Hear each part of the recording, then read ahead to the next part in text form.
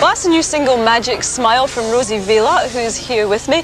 Now, Rosie, you were top model really at the height of your career when you decided to chuck it all in the pursuit of a musical one. Now, what made you do that? Oh, well, God, I don't know. I've been playing piano since I was 6.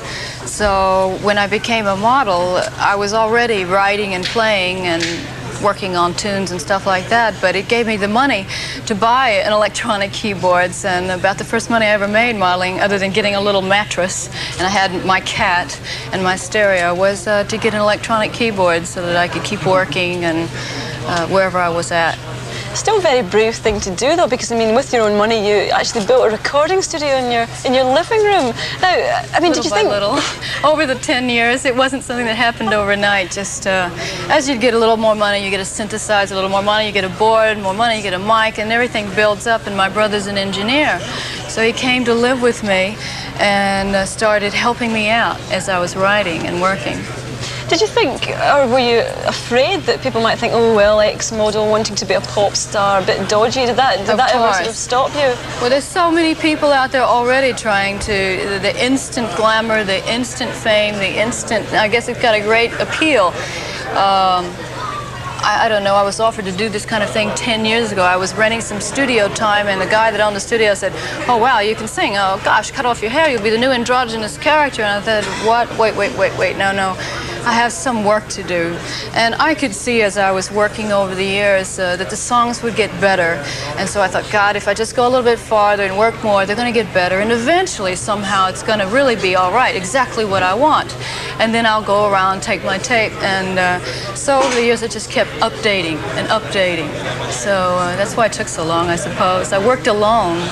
Well, the fascinating thing about the first single that you've done, you've actually managed to get Becker and Fagan, you know, ex-Steely Dan, to reform as Steely Dan and play with you. How on earth did you manage to do that? I didn't plan it, believe me. I don't think anyone could be so diabolical.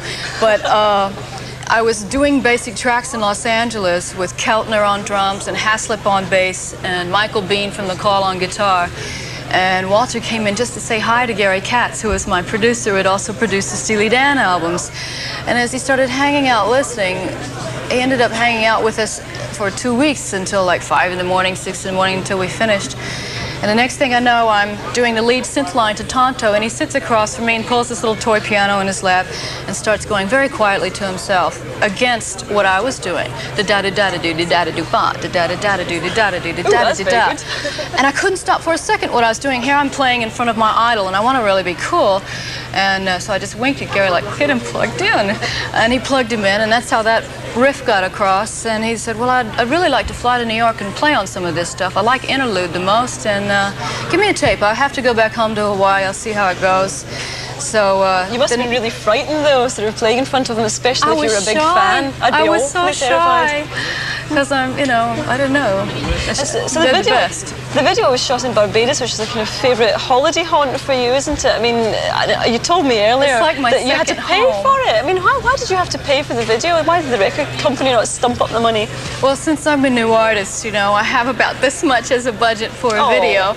And, oh no, they're good and everything. They were really good with me in recording the album. They were behind me and gave me the freedom to do what I really felt like I had to do without telling me what to do.